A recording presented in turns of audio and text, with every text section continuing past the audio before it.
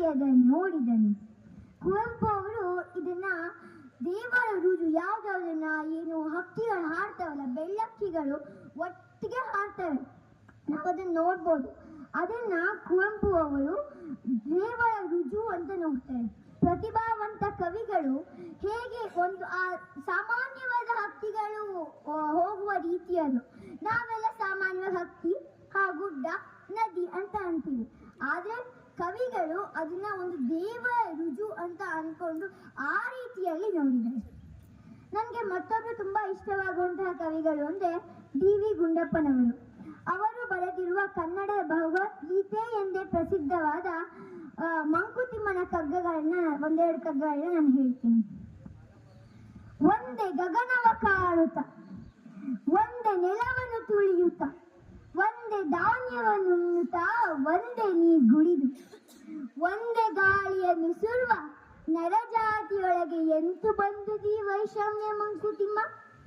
ನಾವೆಲ್ಲ ಒಂದೇ ಗಗನನ ನೋಡೋದು, ಒಂದೇ ನೆಲನ ತುಳಿಯೋದು, ಎಲ್ಲ ರೈತ ಬೆಳೆದಿದ್ದೇ ಧಾನ್ಯನ ಊಟ ಮಾಡೋದು, ಒಂದೇ ನಮ್ಮ ಭೂಮಿ ತಾಯಿ ಕೊಡುವಂತ ಒಂದೇ ಗಾಳಿನ ನಾವೆಲ್ಲ ಉಸಿರಾಡೋದು, ಹಾಗೆ ಒಂದೇ ನೀರನ್ನು ಭೂಮಿಯಿಂದ ಬರುವಂತ ನೀರನ್ನ ನಾವು ಕುಡಿಯೋದು, ಎಲ್ಲ ಒಂದೇ ಅಲ್ವಾ?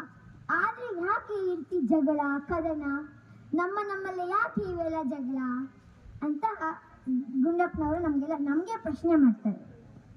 ಮುಂದಿಂದು, ಮಾವು ಸಸ್ಯನು ನೆಟ್ಟು ಬೇವುಣಲು ಸಿದ್ಧನಿರು, ಭೂ ವಿಷಯದಿಂದ ರಸ ಮಾರ್ಪಡುವುದುಂಟು, ಆ ವಿವರ ನಿನಗೇಕೆ ತೋಟದೊಡೆಯನಿಗಿರಲಿ, ಸೇವಕನು ನೀನಲ್ತೆ ಮಂಕುತಿಮ್ಮ.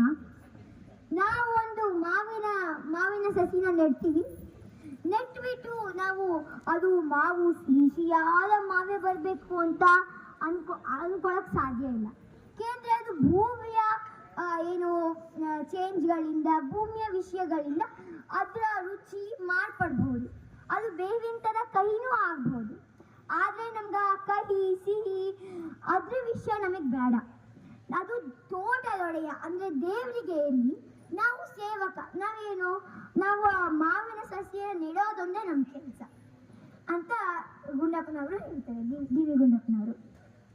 ಮತ್ತೊಂದು, ಸತ್ತೆನೆಂದೆನ ಬೇಡ ಸೋತೆನೆಂದೆನ ಬೇಡ, ಬತ್ತಿತು ಎಂದಳು ಸತ್ವ ದೂಟೆ ಎಂದೆನ ಬೇಡ, ಮೃತ್ಯು ತೆರೆ ಇಳಿತ ತೆರೆಯೇರೆ ಮತ್ತೆ ತೋರ್ಪುದು ನಾಳೆ ಮಂಕುತಿಮ್ಮ.